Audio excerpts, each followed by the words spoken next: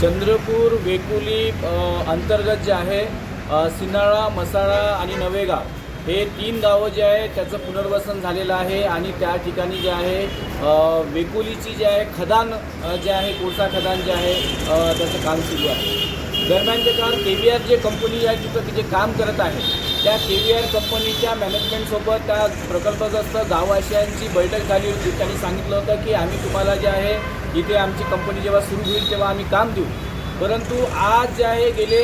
4-5 महिने झाले त्या पुनर्वसित गावाच्या कुठल्याही प्रकल्पग्रस्त युवकांना, युवतीला आणि महिलांना कुठेही रोजगार मिळालेला नाही। एक प्रकारे जे आहे त्या KVR कंपनीच्या माध्यमातून त्या स्थानिक प्रकल्पग्रस्त लोकांवर जे एक प्रकारचा अन्याय होत आहे आणि म्हणून महाराष्ट्र नवनिर्माण कामगार सेनेचे जिल्हाध्यक्ष अमन जयंदेवार यांच्या नेतृत्वामध्ये काल जे आहे जिल्हाधिकारी वेकुलीचे महाप्रबंधक, तिथले उपप्रबंधक आणि SP यांच्याकडे निवेदन देऊन मागणी केलेली आहे की येत्या 15 दिवसामध्ये